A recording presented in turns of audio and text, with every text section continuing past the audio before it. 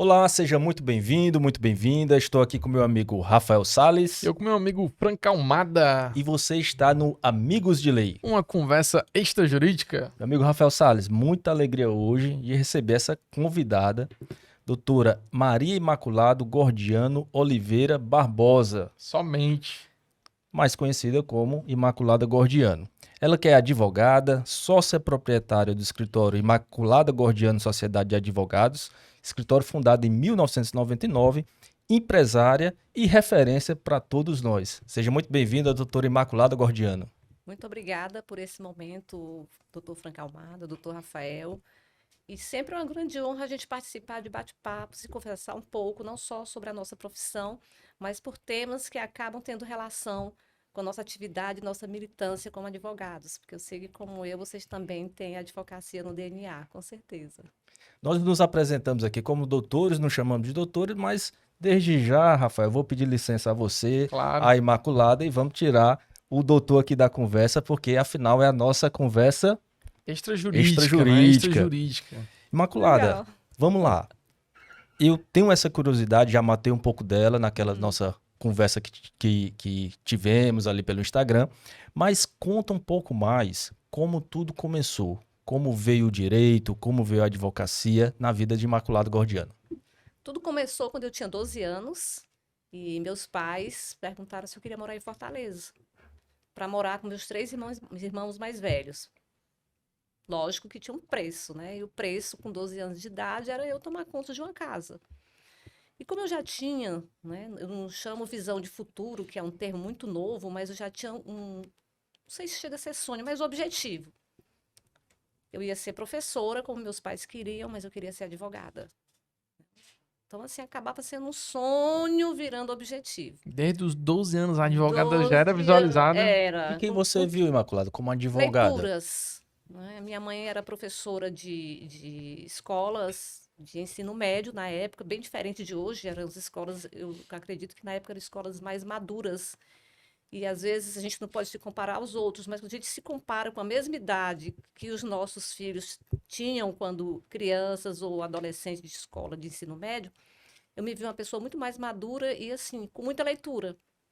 Então, muita leitura, e aí sempre eu disse, gente, ou eu vou escrever, ou eu vou ser advogada, porque sempre em algum livro que eu pegava, falava da atuação do advogado homem. A gente nunca lia sobre advocacia feminina. Bem, mas a lei não proibia. Então, eu defini isso. Então, tudo começou em 1978, quando eu vim morar aqui em Fortaleza, no meio do ano. Eu me lembro que eu fui estudar no Colégio Júlia Jorge, tinha saído da escola pública que não tinha inglês. Então, quando eu entrei no Júlia Jorge, já sabia que eu ia ficar pela primeira vez na vida de recuperação para poder, na recuperação, suprir as notas do primeiro semestre que eu não tinha do inglês. Então, tudo começou em 1978 com a minha vinda do Trairi para Fortaleza. Mas eu quero saber antes disso, tá? Eu sempre tenho uma curiosidade muito grande. O Rafael é acarauense, né? Eu sou fortalezense, mas a família do interior, tanto do interior do Maranhão quanto do interior do Ceará. E eu sempre tenho uma curiosidade muito grande, Rafael, com essas histórias de pessoas que vieram do interior, né? Como era a sensação, Imaculada? Explica um pouco, porque hoje, talvez o nosso público não tem mais essa realidade, né? É Por exemplo, a verdade. Jordana Almada, minha esposa, ela não tem família no interior, já é toda moça da capital, né? Urbana. Urbana. Mas conta um pouco pra gente sobre isso. O que é viver no interior? Como foi a sua infância? E qual foi o momento que você decidiu? Olha, não posso continuar aqui. Tenho que ir para Fortaleza, enfim. A minha infância no interior, com dificuldades, porque a família de 10 filhos, minha mãe professora primária e meu pai agricultor. Então, assim, dificuldades de manter 10 filhos, então a gente tinha que, às vezes, ultrapassar determinadas barreiras sozinha, né? E eu costumo dizer que, como sétima filha, eu nem estava no bloco dos três mais velhos, nem das três mais velhas, mas também não estava nos três mais novos. Então, eu sempre procurei ser diferente. Então, eu era uma menina que brincava muito com meninos, porque o meu irmão mais próximo, Arimateia, que hoje trabalha comigo, era quem efetivamente gostava de brincar comigo. Então, eu me lembro que eu tinha uma tia, que ela até fala isso, ela dizia, Olga, essa menina vai ser uma mulher macho, porque ela só brinca com macho. E aquilo para mim não fazia diferença nenhuma. Então, assim, foi uma vida de interior, como toda criança do interior na nossa época. Com muito banho de mar, muito banho de rio, tomando banho de chuva, mas com muita responsabilidade, porque nós crianças, a gente já tinha obrigações domésticas a cumprir. Então, assim, eu me lembro que eu com 6, 7 anos de idade, eu subia no banquinho para lavar louça, ou num banco para poder mexer um doce de leite para não ficar encaroçado. Então, assim, isso veio na minha lembrança. Agora, momentos legais, bons, e que eu sabia que a partir dali, fazendo a minha parte de ser uma boa filha, né, estudando, então sempre fui uma aluna extremamente dedicada, eu percebia que eu chamava sempre a atenção dos professores, sempre muito curiosa e sempre à frente. Então, assim, foi maravilhoso. Se você perguntar, você queria voltar no tempo? Não. Você queria nascer em Fortaleza? Não. Eu queria que fosse exatamente como foi. Mas, eu quero voltar a morar no interior? Não. Né? A minha vida é daqui para frente. Essas tuas leituras, né, que tu falaste que te influenciaram ali nesses 12 anos, eram as leituras cotidianas do colégio ou já era um material extra, eram obras, romances? Era extra, porque a escola tinha as leituras normais dos livros, né, de romances e tudo, mas a minha mãe, como ela teve uma formação como professora, ela tinha uma biblioteca muito vasta. Então, só para você ter ideia, eu adorava ler José de Alencar, tanto é que hoje meu escritório é em homenagem a José de Alencar, e cada espaço é o nome de uma obra, né? Uma das obras de José de Alencar que, assim, que eu adorei ler foi Senhora, tanto é que o nome da minha sala é Senhora. E aí, José Lindo Rego, Guimarães Rosa, Machado de Assis, que eu adorava e que adoro ainda, algumas crônicas, a gente para muito mais para ler as crônicas hoje. E romances também que a mamãe apresentava para a gente, né? Livros a gente falava de novelas, de óperas, e sempre, todos os dias, a gente tinha esse momento de leitura. E mesmo depois desses momentos de leitura, eu sempre gostava de continuar lendo. Uhum. Agora, como é que a gente iniciou na leitura? Lógico, a escola sempre e depois o próprio incentivo doméstico com essas leituras. Então, muito romance, muita ficção. Só para vocês terem ideia, gente, eu li até Faroeste, porque meus irmãos tinham aquele Tex Willis, né? Ah, meu pai Sim. tinha, E eu eu amava, lia. acho que eu li no mínimo 100. Eu li muito Homem-Aranha, Fantasma, sem falar da coleção da Disney, que tinha aquela coleção que sempre o manual Disney trazia os engenheiros, os professores, os apaixonados, os namorados, e a mamãe investia muito, né, em leitura para gente. E a leitura não tem como, né? A leitura ela abre horizontes, ela te dá a condição de se expressar melhor, ela te ensina a falar bem, a escrever muito bem. Então, isso sempre para mim contou como uma habilidade que me destacava como professora, aliás, como estudante, depois como professora e como advogada atualmente, né? Advogada empresária. Então, eu gosto de ler, continuo com essa paixão na leitura, né? Eu só não estou mais lendo bula de remédio, porque eu comecei a tomar remédio. Se a gente ler a bula, a gente não toma mais o Os remédio, né? efeitos. Mas eu adoro a leitura, então isso realmente abriu assim novos horizontes e abre, né? A leitura é que nos impulsiona. Eu te perguntei isso justamente porque eu acho que, infelizmente, não era pra ser, mas hoje é um grande diferencial. A leitura era para ser algo habitual. A gente pega as pesquisas aqui no Brasil, né? O índice de leitura é muito baixo. Eu mesmo comecei a me interessar pela leitura de romance já muito tarde. Já eu estava na faculdade. Acho que eu fiz o intercâmbio e ficava entediado no trem. Naquela época não tinha um celular para ir mexendo. Eu comecei a ler Harry Potter e aí fui emendando vários romances e descobri, Fran, que você conseguia ler um livro em 3 dias. Para mim era uma coisa de outro mundo. Pegava um livro antes, demorava meses. Então, eu te perguntei isso porque eu acho que essa questão da leitura influencia muito nos bons profissionais. Quando a gente pega a história dos grandes profissionais, quase sempre essa questão da leitura está muito atrelada. Eu acho que é importante a gente destacar isso para o nosso ouvinte, né? Exato. E você falando do Tex Ranger, né? Uhum. Tem um primo meu, sabe como é que é o nome dele? Kit Wheeler. Ah, e o Kit Wheeler, que Kit fazia Wheeler. par com o Tex, né? Que era É filho do Tex. Era filho do É filho do Tex, Tex. né? O meu tio. Ainda tem o irmão do Tex também, eu não lembro o nome. Meu agora. tio era fã do Tex, né? Aí botou o nome do filho dele de Magno Kit Wheeler. Kit Wheeler. Nosso colega advogado, Magno Kit Wheeler Queiroz Almada, tá? Então, Kit Wheeler, eu vou fazer um corte aqui pra você ter acesso a esse podcast. E só um adendo, não sei se vocês sabem, o autor do Tex é um italiano Não sabia. e tem um neto dele que é investidor aqui no Ceará de grandes empreendimentos.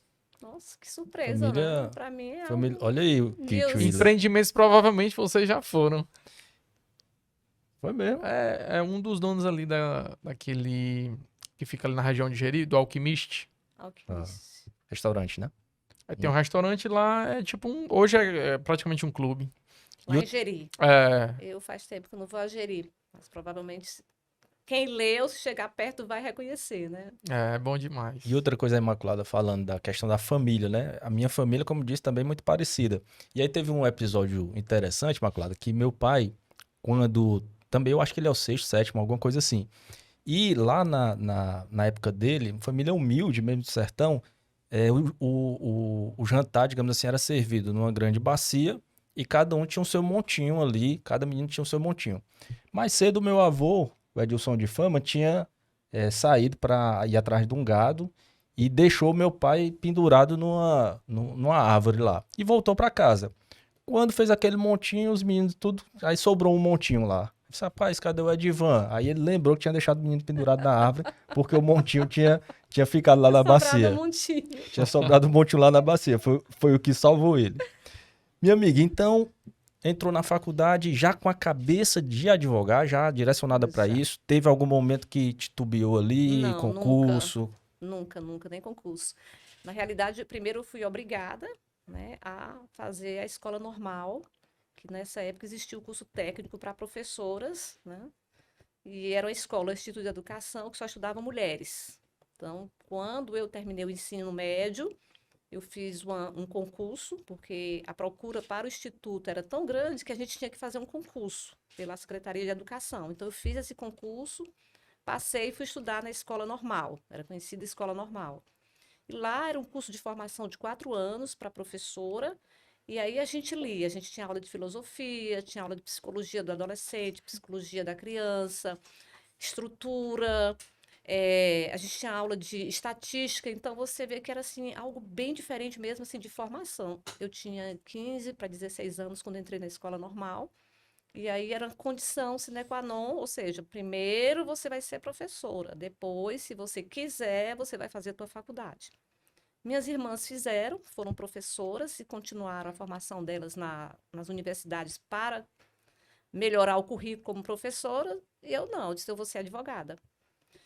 Então, na escola normal, eu já procurei ser a melhor aluna para ser escolhida como monitora.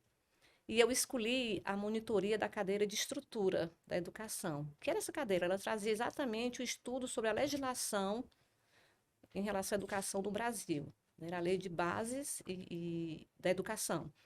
Aí, quando foram escolher a monitora, só uma se candidatou, que fui eu. Aí a professora olhou para mim e disse, você sabe o que é estrutura? Eu disse, a gente não vai estudar as leis da educação, o que é que o professor tem que saber. Pronto, eu quero ser essa monitora. Então, a minha monitoria já partiu para uma área já de divisão. Nisso, ela me convidou para trabalhar na escola dela, como assistente de creche. Eu, tranquilo, tinha 16 anos. Ganhar dinheiro, aprender, ótimo. E nessa escola, eu já estava no último ano da formação como professora, que era o 4º ano. E nesse 4º ano, você escolhia uma especialização como professora. E eu escolhi na área de matemática, que eu gostava muito de matemática mesmo e principalmente da parte de estatística. Eu era uma aluna assim, muito prendada para números, eu era muito rápida. E aí terminei já estudando para fazer o vestibular. Nessa época era vestibular.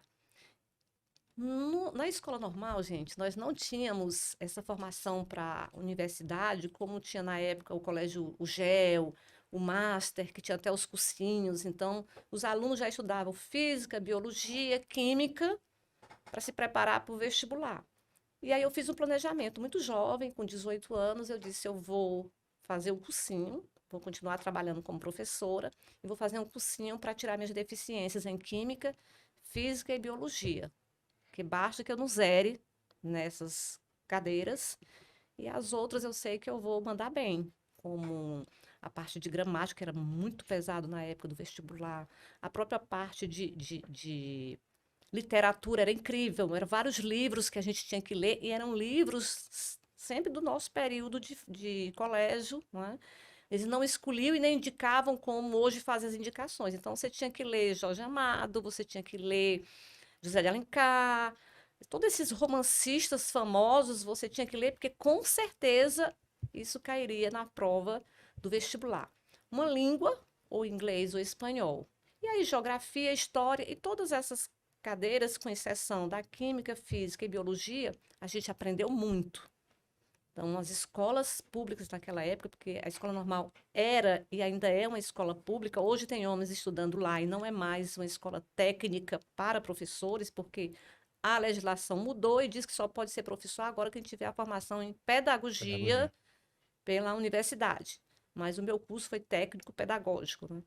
Então, assim, como professora, eu fui a melhor. E eu dizia, gente, se eu tivesse continuado como professora, eu hoje tinha mais de um colégio. Porque eu sempre procurava ser mais e fazer mais. Tô Era na uma faculdade autossatisfação. já. Faculdade, Não sei, universidade. provável. Mas como a minha meta de vida estava direcionada para o direito, então eu fui em 1986, aliás, final de 85, eu fiz o vestibular.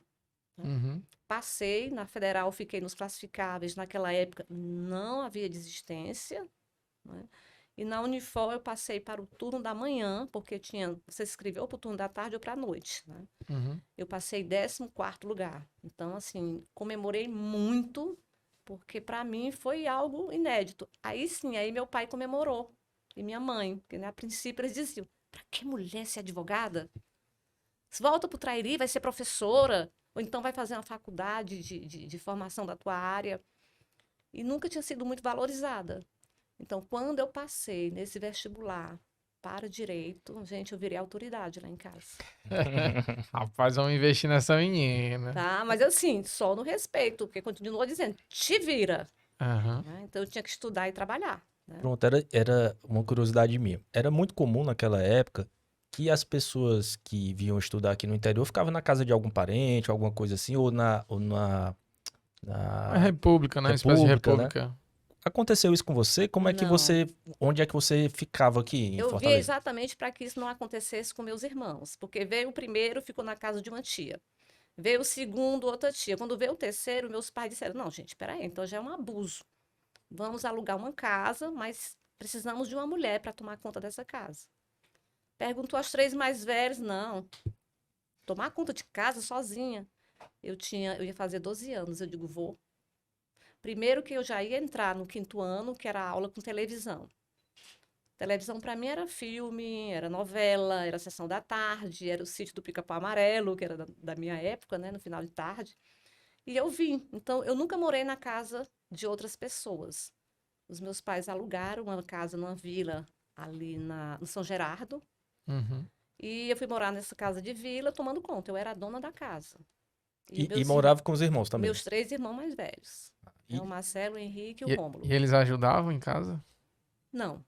Eles cuidavam de mim, assim, sempre que ia pro cinema, ou que ia namorar, eu ia junto, praia, eu adorava, né?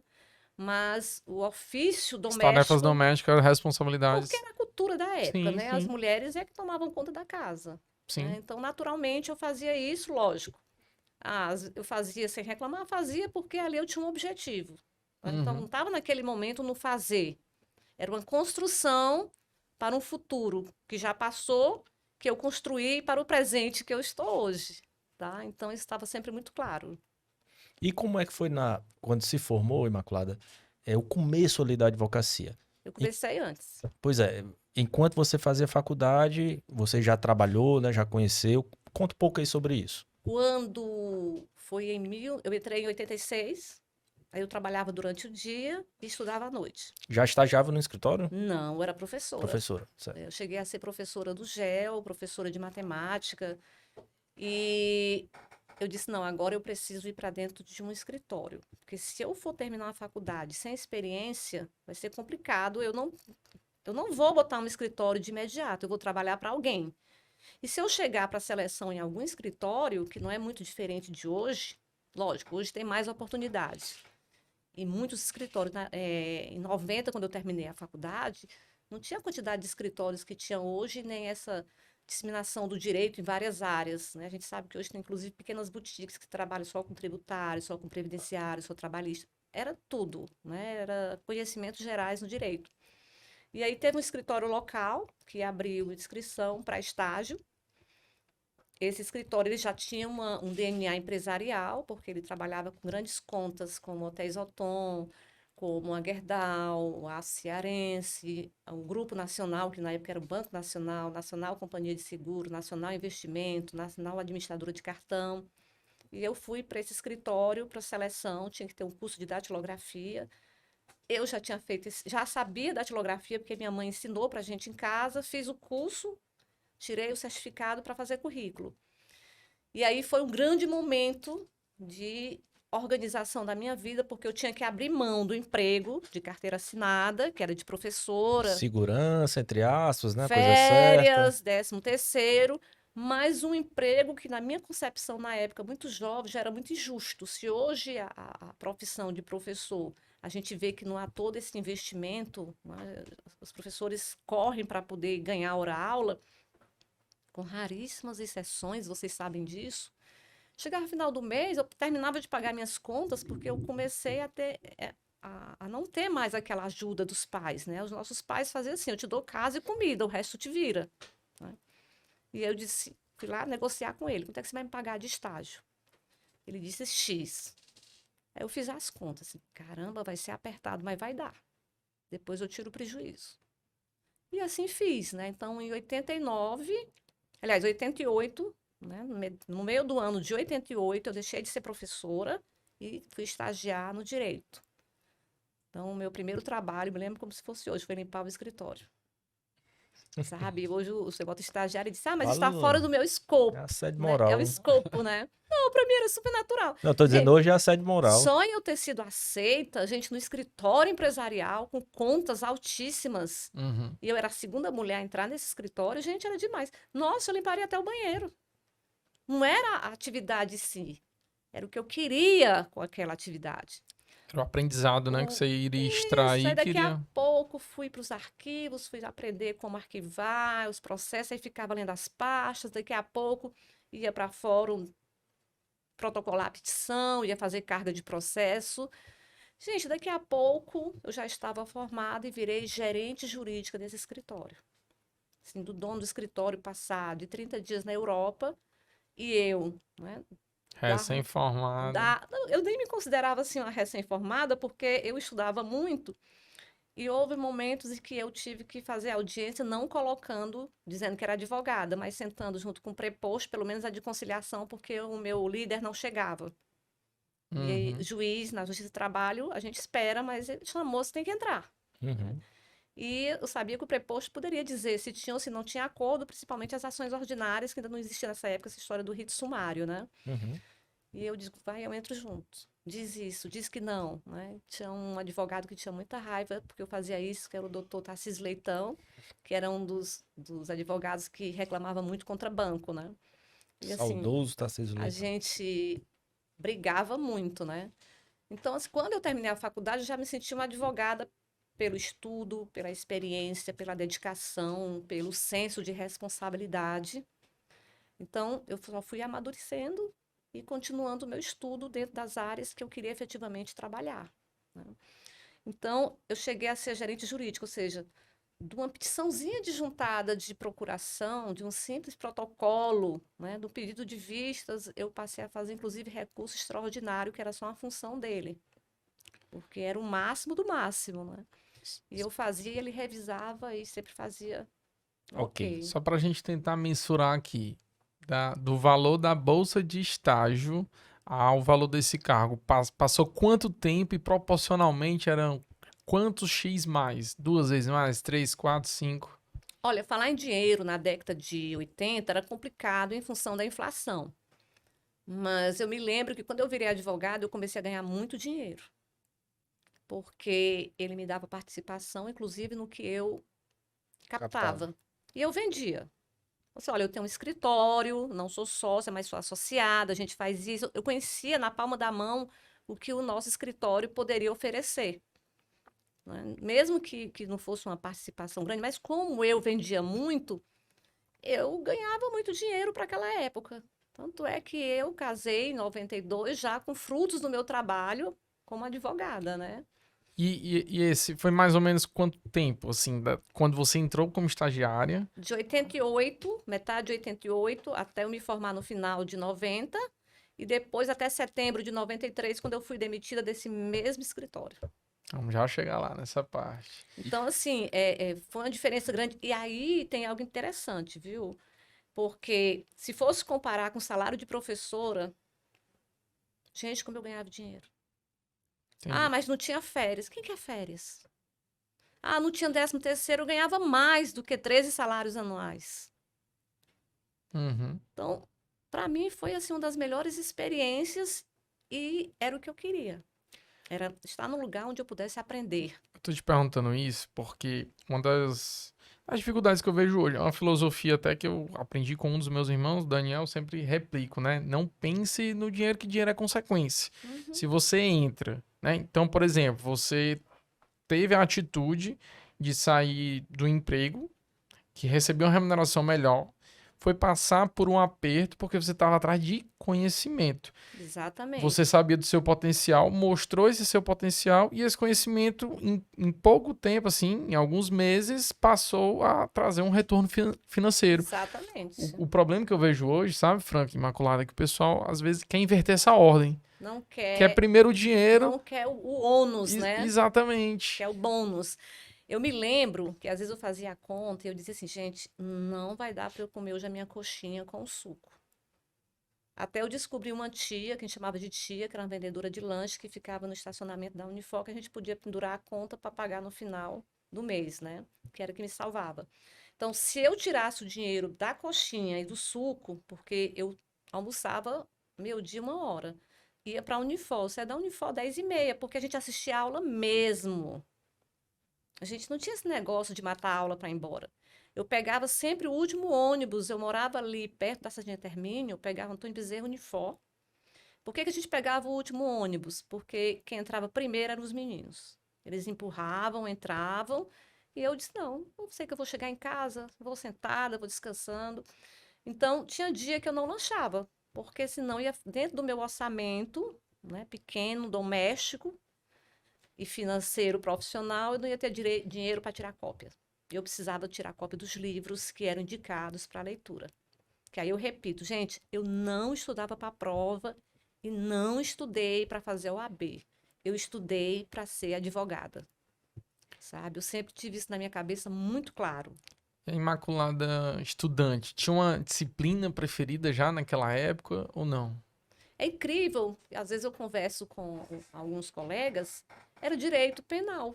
Eu não sei por que que isso Eu acho que acontece no 90%. mundo, não é? É, Eu acho que E, 90%. e eu eu tive, também fui formado para ser um criminalista. pois é, eu me lembro como se fosse hoje, eu tive excelentes professores, como o professor Cândido, eu tive a doutora Rossana Raia, na época, ela era promotora de justiça bem jovem, e eu me lembro que depois, já trabalhando numa empresa, eu fui fazer audiência lá em Baturité, e a doutora Rossana estava como juíza. Quando eu entrei na sala, ela, o que você está fazendo aqui?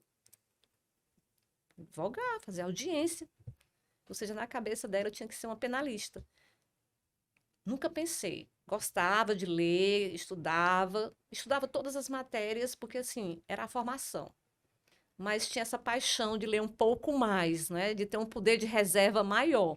Não entendo por quê, porque isso é algo que a gente percebe ainda hoje nos jovens advogados, né? Essa paixão pelo direito penal. Não é nem um processo, é o direito penal em si. Deve ter alguma mágica que envolve as Acho que é pessoas. aqueles programas policiais, Franca. A gente Também, assiste barra aqueles Nessa pesada. época fatos. não tinha A isso. gente ainda não, né? Não, eu acho que era a própria doutrina mesmo que incentivava.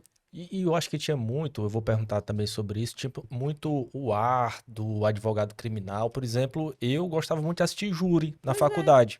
Eu saía ali da Unifor, atravessava ali por fora o Clóvis Bevilacqua e assisti muito júri, que com todo respeito e devido às proporções, é uma peça de teatro, assim, para o estudante que está ali, né?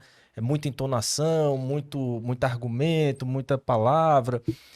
Assisti muito júri com o saudoso José Wilson Furtado, promotor. Coincidentemente, a primeira vez que eu fui ao júri era um do Paulo Quezado, né? Aí o Paulo Quezado passou o júri todo, ele não falava nada do processo, mas falava de Aurora e todo mundo ali, mas nada de processo, e mesmo assim, no final saiu bom para ele. E começo do Hermeson Castelo Branco. Você vai entendendo que tem questões extrajurídicas. Extrajurídicas. Tinha o doutor Marcos de Holanda, que também foi meu professor, e um excelente professor também. Ele até dizia Marquinho de Açúcar, né?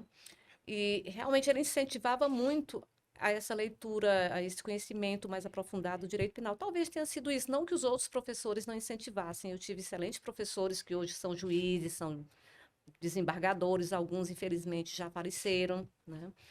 Mas assim, foi o próprio ambiente.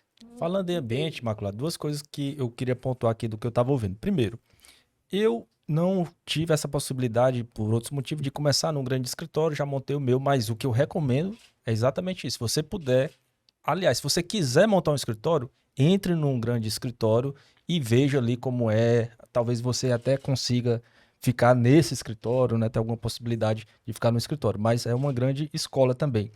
E outra coisa que me despertou curiosidade, Imaculada, é de saber o seguinte. Hoje, eu vejo muito essa imagem do advogado um pouco distorcida. É a novela que bota aquele advogado inescrupuloso, que frauda o contrato, que isso, que aquilo. É o filme que o advogado ali tem uma certa máfia e tal, tal, tal. Como era a imagem do advogado nesse tempo que você despertou interesse por advogar?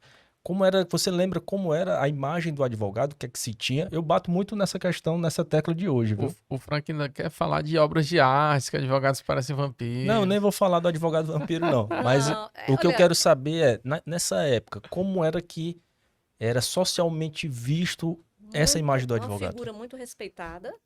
Sempre quando as pessoas diziam que eram advogados, olha, a pessoa fulano é advogado. Não, o pai de fulano é advogado. Então tinha esse olhar de muito respeito, de muita admiração, porque realmente, independente do que se diz hoje, se você analisar hoje o papel social do advogado, é tão importante que está lá na Constituição Federal, né? Ele é imprescindível. Então, não pode haver justiça sem a atuação do advogado. Então, tinha sempre essa visão de respeito. E dentro da própria faculdade, da minha formação todinha, os professores chamavam sempre atenção para isso, né? Da questão da nossa responsabilidade como ente, né, no ambiente social. Depois, com o tempo, é que o advogado começou a virar piada, né? Agora, Piada tem livro de piada, cara, de advogado, tem, mas se a gente olhar, né? acaba Mas tendo, tem né? de todas as profissões. Tem de todas as profissões, é lógico, a gente acaba sendo muito mais. Quem está mais na vitrine é mais visto, né? Então, eu continuo não tendo vergonha e adoro dizer, sou advogada. Qual é a sua profissão? Sou advogada. Agora, eu sou advogada 24 horas? Não. Para minha família, às vezes eu chego e digo, não estou advogada. Eu queria só, não estou advogada. Sabe? Família. Então, sempre, e com amigos também. Essa semana eu tive uma aula, né? E aí, uma dessas minhas aulas de formação, a pessoa que estava fazendo instrução disse assim: a gente podia terminar a aula mais cedo? Eu disse, por quê? Porque eu queria tirar uma dúvida com você. Eu disse, me ligue, vai lá no escritório, que eu te recebo. Não vou te cobrar, te recebo, mas aqui, esses 10 minutos para mim é muito importante. Perfeito. Tanto é que essa pessoa ligou e vai lá no escritório. Então, assim, é você transformar a tua profissão em algo que realmente merece o respeito e a dignidade que toda profissão deve ter. Agora, eu sempre vi com muitos bons olhos a nossa profissão.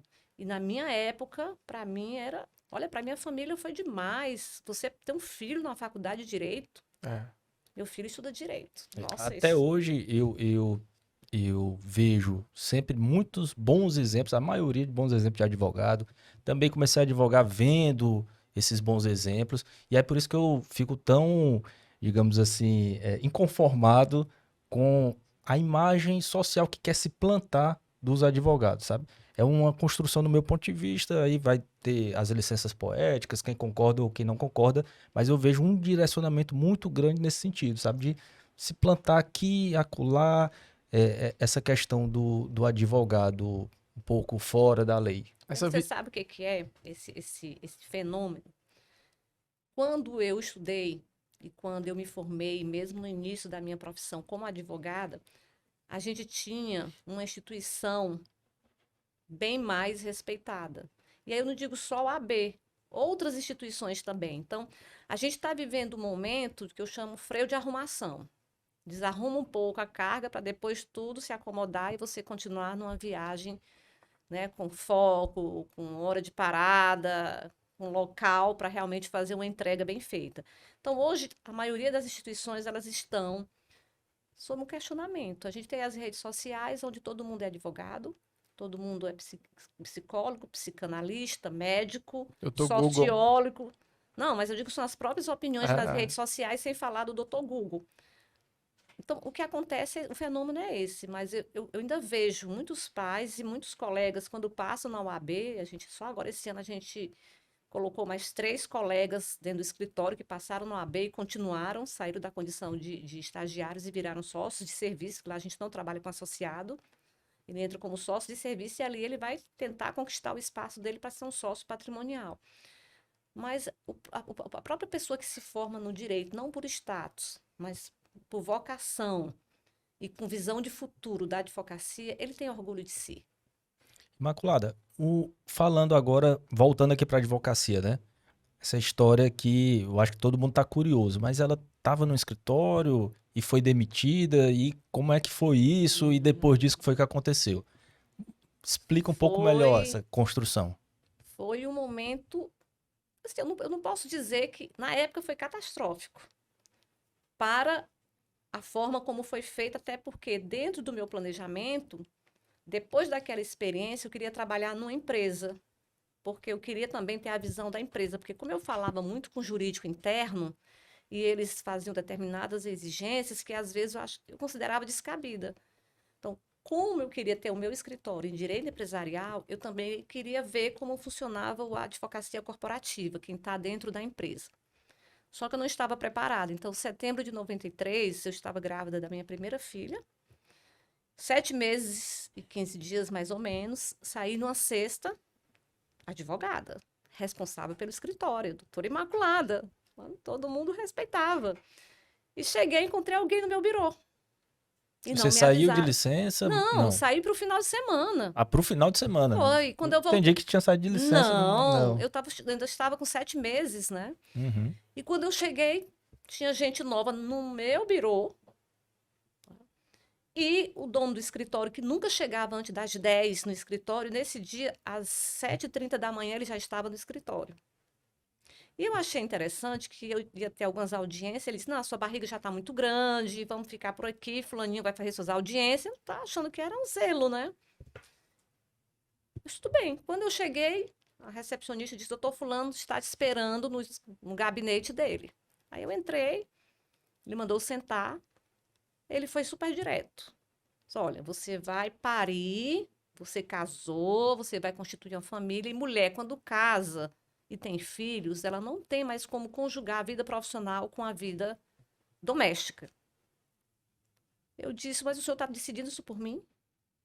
Não, porque eu sei que eu vou ter problema. Se você vai continuar ou não sendo advogada, eu não sei. Mas aqui no meu escritório, não, porque eu não quero problemas. Eu não vou querer desculpas. Ah, não vou porque minha filha adoeceu. Não vou porque eu não tenho quem deixar minha filha. Isso era um direito dele, né? Então, ele me tirou da sociedade. Na realidade, eu era associada, né? Rescindiu o contrato. Me pagou, isso foi em 93, a gente era milhões de cruzeiros reais, né? Que era uma inflação absurda naquela época. E só que esse cheque nunca foi descontado, porque não tinha fundos. meu Deus do céu. Gente, assim, para mim foi disse, e agora? Eu vou ter uma filha. E quando eu cheguei em casa, que eu falei pro meu ex-marido, né? Porque acabou sendo um ex, ele disse: Olha, pois te vira que eu não vou sustentar a mulher. Então, aquilo ali para mim foi o suficiente. Calma, respira, né? Eu vou ter minha filha, tinha reservas. Eu sempre tive uma vida financeira muito organizada, que às vezes as pessoas não têm, né? As pessoas às vezes têm uma qualidade de vida, quando vai ficando mais idoso, vai perdendo essa qualidade de vida porque não tem um planejamento. Uhum. E eu sempre tive esse cuidado. Até para ter filhos eu me planejei financeiramente. E, rapaz, tem um cliente que eu tinha levado para o escritório para fazer um pedido de restituição numa concordata. Eu estava no aniversário, a pessoa comentou que a empresa tal tinha pedido concordata e tinha feito uma compra que hoje talvez equivala a 600 mil reais. Então, estávamos falando de alguns milhões, porque o real só veio em 94, né? Eu fui nessa empresa, com a cara, a barriga e a coragem. A barriga porque estava enorme, né? E fiz o pedido para montar o jurídico interno, porque eu sabia que essa empresa tinha chegado no Ceará há pouco tempo, tinha vindo naquela onda de incentivos fiscais, que foi o período que Sim. começaram a implantar as indústrias no estado do Ceará. Era um processo de interiorização das indústrias, que foram criadas então pelo então governador Tasso Gereissati, mas de uma lei que já existia desde 1978. Então, já existia todo um histórico, só precisava que alguém realmente começasse a não colocar só indústrias em Maracanaú, mas levar para o interior a indústria. E ele aceitou. Negociamos a licença maternidade em 30 dias, que eu colocasse um colega para me ajudar, eu coloquei, e, gente, deu super certo. Houve E algum quem foi que problema? estabeleceu esses 30 dias, Imaculada? Foi você mesmo que só precisa de 30 dias ou Foi eu ele... que estabeleci, porque a empresa precisava, né? Eu pedi, assim, 30 dias totalmente desligada, zero. Depois, lógico, que eu tinha toda aquela maleabilidade de ir, de voltar e de trabalhar em casa, né? Eu montei uma estrutura em casa também. Contratei uma secretária e chamei um colega. Então, lá eu fiquei durante 7 anos e saí como superintendente jurídica. Aprendi muito o outro lado, de como as empresas veem os escritórios, que eles chamam terceirizados. Eu não gosto de usar esse termo. Parece que afasta um pouco, né? Afasta, na realidade, eu digo que a gente abre todo dia a consultoria jurídica de mais de 80 empresas. Por isso que a gente não pode imprensar sexta-feira quando a quinta é feriado. Por isso que a gente trabalha 7 por 24. Ah, todo mundo não, a gente faz as escalas para poder atender, né? Então, a gente tem muito essa qualidade do nosso empreendedorismo jurídico, da pronta entrega, né? A gente tem muito esse cuidado. Então, eu aprendi muito. E é engraçado, gente, é que, acho mais ou menos uns 10 anos atrás, eu tinha um estagiário que estava no fórum, ainda não existia a virtualização do processo, acho 10 anos mais ou menos, né? E ele foi protocolar uma petição e esse advogado que me demitiu estava lá. E olhou meu nome e disse, fiz tudo errado na época, bem que eu podia ser sócio dela. Eu ia até te perguntar isso. É. Esse cara viu onde tu chegaste hoje? Viu. E aí, que ele até hoje é advogado, o Totô Gânime, chegou para mim assim, doutora, me parecia com o Silvio Santos, assim, uma voz bem encorpada. Era esse mesmo, eu digo, pois foi meu ex-chefe. E assim, gente, dentro dessa história, tirando esse episódio, foi maravilhoso. Porque eu aprendi a escrever com ele, sabe? E assim, me ensinou muito, até vírgulas. Tudo bem, uma vez por outra ele botava vírgula onde não devia, mas eu prestava atenção que era muito mais para dizer que quem mandava ali era ele, né? Eu sempre fui uma pessoa muito altiva. Eu digo, o senhor vai mexer, mas essa vírgula não cabe aqui. A gente ficava discutindo, inclusive análise sintática, por causa das correções que ele fazia, né? Para discutir com a Agora, professora. eu gosto muito de imaginar e visualizar certas cenas, sabe, Imaculada? E da primeira vez que a gente conversou isso, eu fiquei pensando como é que foi... Assim, eu vejo a Imaculada, essa força, essa fortaleza. Recebeu essa notícia, teve choro, não teve? Não. Vamos pra cima, foi isso Não, mesmo? não teve choro, não. Eu chorava pro meu pai parar de bater. Eu não chorava porque estava doendo. Entendeu? Então, eu digo, gente, eu chorava pro meu pai parar de bater. A nossa geração era a geração que a gente levava palmada, era pouco, né? Porque a gente aprontava mesmo. Hoje, politicamente incorreto, porque também há o excesso de exagero. Não que eu esteja defendendo você bater em criança, né? A minha mãe dizia, menina, chora! Tá bom, vou chorar. Pra parar, né? Não, porque... Entendeu? Muito mais por ela. Porque às vezes ele cansava, mas eu não chorava. Ah, não, é o meu perfil. Eu disse, tá, tudo bem, doutor fulano. O senhor é que sabe, o senhor tá perdendo. Vamos pra frente. Vida que segue. Um ponto que eu achei, eu acho importante da gente destacar, principalmente para quem está nos ouvindo, da importância de você numa situação dessa de dificuldade, de buscar ajuda. e você mentalizou quem poderia lhe estender a mão, quem poderia lhe ajudar naquele momento, e você não ficou esperando a ajuda passar. Não. Você chega e diz, olha, aconteceu essa situação, estou precisando aqui de uma oportunidade, posso lhe dar isso, isso e isso, e Nem ficou de conseguiu. vítima sofredora, né? É, Não, exatamente. Eu acho que falta muita atitude, esse e não isso é aí meu perfil. mudou sua vida. Isso não é meu perfil, nunca foi. Quando eu comecei falando para vocês que eu era a 7ª de 10 e que eu não estava inserida em nenhum núcleo, minha mãe saía do Trairi e vinha para Fortaleza, presente para os 3 mais velhos. Depois, presente para as 3 mais velhas. Depois, para os 3 mais novos. Onde é que eu ficava? Eu ia chorar? Não, gente, senão eu tinha chorado a minha vida toda. Então, esse foi mais um episódio que aconteceu, até porque o meu plano era passar só mais 2 anos lá. E quando eu comecei a ter essa visão de que eu precisava entrar numa empresa, já comecei a mapear quais eram as possíveis empresas que eu pudesse começar a apresentar meu currículo. E eu sabia que esse grupo econômico ia precisar abrir um jurídico. Então, eu não fui assim, pedir um emprego. Não, aliás, eu não queria nem ser empregada. Eu queria ser prestadora de serviço, não fui empregada, porque a orientação de São Paulo era que o jurídico tinha que ser seletista. Só por isso, que eu poderia ter sido uma prestadora de serviço autônoma, mas para mim não teria sido problema nenhum. E aí chegou num ponto que a minha profissão, eu já tinha a ideia de colocar o escritório, mas aí isso ficou mais forte quando eu comecei a perceber que dentro da empresa eu fazia muito mais do que ser advogado. Eu já estava fazendo funções que não eram minhas. Por exemplo, o diretor administrativo viajava ou tirava férias. Eu tinha que ser superintendente jurídica e diretora administrativa. Um dia, durante um período, eu tive que assumir a presidência da empresa, interinamente. Gente, eu não queria isso. Eu queria ser advogada. E aí, nesse dia, aí fiz o planejamento, pedi uma reunião com o conselho da empresa e disse qual era a minha intenção e provei para eles que eles iam ganhar mais porque eu tenho uma equipe com um custo menor. E eles aceitaram, me ajudaram a montar o escritório, birô, cadeira, principalmente os computadores, que vocês sabem que naquela época, na década de Muito 90 caros. até 99, eram caros, não eram coisas baratas. E eram computadores de primeira linha. Então, assim, me ajudou, foi meu cliente durante muitos anos, né? Talvez um dos primeiros. E aí, com ele, vieram outros, né? A gente entrou no foco, e aí veio a história do planejamento. Gente, onde é que a gente pode montar um escritório para crescer? Mas, Imaculada, antes Hum.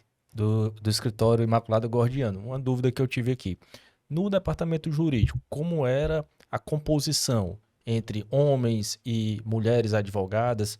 Você sentiu alguma dificuldade por ser mulher advogada ou algo nesse sentido? Como era a realidade dentro desse departamento jurídico? Você liderava, logicamente, homens e mulheres, né? Mas como era que funcionava lá? Eu sempre fui uma pessoa muito altiva. Então, para alguém me consertar é meio complicado, né? Porque a minha reatividade, ela é muito inteligente, ela não é a reatividade agressiva. E eu sabia que eu tinha um papel ali importante, ou seja, eu dava assessoria a todas as operações da empresa e eu sabia que se desse errado, a responsabilidade seria minha. Então, assim, dentro do departamento jurídico, eu procurei dar uma equidade, era responsabilidade minha, então eu tinha mulheres e tinha homens.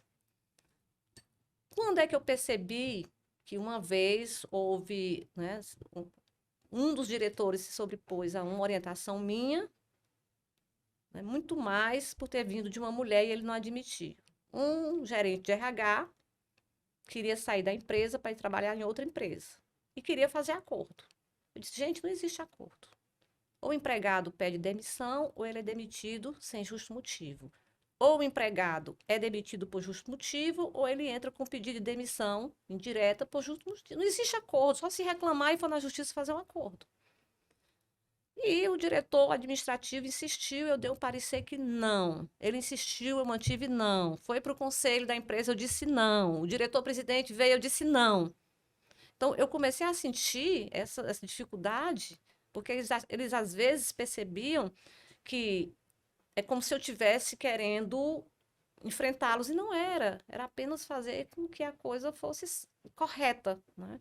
E aí não era nem a questão de literalidade, era a questão mesmo de compliance, de segurança jurídica para a empresa. Fato é que eu registrei essa condição, a pessoa saiu no acordo, Eu digo, bem, já que vocês querem fazer errado, vamos pelo menos reduzir o risco, mitigar riscos, né? Eu mandei, faz a rescisão completa e paga, como ele recebendo tudo, sem justo motivo. À época, fizeram ele devolver a indenização e o aviso prévio. Depois da reclamação trabalhista, deu. A empresa perdeu? Não, porque a gente mitigou os riscos através da documentação farta que foi para os autos. Mas isso era uma dor de cabeça constante e eu sentia muito mais que era o poder do homem querer suplantar uma orientação de uma mulher. Mas isso não me incomodava, né? De jeito nenhum.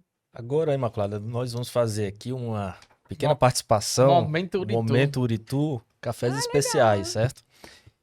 Rafael Salles, conta pra gente aqui o que é o café especial Uritu. Bem, o Uritu é uma torre que fica situada aqui em Fortaleza. Eles importam cafés de todo o Brasil, inclusive cafés aqui do Ceará, da nossa querida Serra de Guaramiranga. Tem bastante lá também. E o grande diferencial é a torra, o momento da torra, que torna o café bem mais agradável ao paladar do que aqueles cafés tradicionais, né? Tem uma classificação, não sei se você sabe, Imaculado, que vai de 0 a 100. Tem duas associações. E o café, para ser considerado especial, tem a nota a partir de acima de 80. 60 a 80 gourmet e aquele mais tradicional é aquelas notas mais baixas. E aí, o café da Uritu você vai sentir aqui agora. E essa é a hora que Rafael Salles faz o café Uritu. Vocês podem aqui seguir para, conversando que eu vou aqui. para o Mas convidado. eu tenho Tá? uma curiosidade, o que é Uritu? Eu ainda não perguntei para eles o significado de Uritu, mas deve ter alguma relação com café e eu vou trazer essa resposta no nosso próximo episódio. Rafael Salles. Porque é um nome diferente, me parece assim meio indígena, mas parece eu não tenho indígena. certeza, né? Vou já pesquisar aqui. Uritu, interessante. Mas podem ir conversando que eu vou aqui preparar. Então a gente tá. Boa sorte aí no café. Enquanto a gente aguarda aqui o café Uritu, vou falar também de outro apoiador nosso. Tá me vendo aqui essa câmera direito ou isso aqui tá no meio? Tá vendo? Ok, produção. Que é Mispa Segurança Patrimonial. Você que precisa cuidar do seu patrimônio, do seu condomínio, da sua empresa, é um grande empresário, precisa de uma segurança personalizada, conte com Mispa Segurança, que também apoia aqui o nosso podcast, Rafael Salles. Gente, o aroma é perfeito, hein? Esse, Deu vontade de tomar café. esse café. Gente, que delícia de cheiro. Diferenciadíssimo. Me lembrou o cafezinho da tarde na minha casa. Pois é, aqui. Lá no Trairi, que delícia. Imaculada, a gente está aqui chegando no momento que você forma o seu próprio escritório, né? A gente está aqui mais ou menos em 98, 99, não é isso? 99, outubro de 99, oficialmente, com registro na UAB, e a gente realmente passou a ser gente grande. E um detalhe, eu já tive, Rafael, também a felicidade de participar de algumas festas de comemoração do escritório Imaculada Ano que vem, Gordiano. viu? Ano que vem tem Eu outro. estive nos 20 anos. Isso. Tive nos 15 e nos 20, 20. né? Aham. Sempre sensacional e inspirador. Inspirador.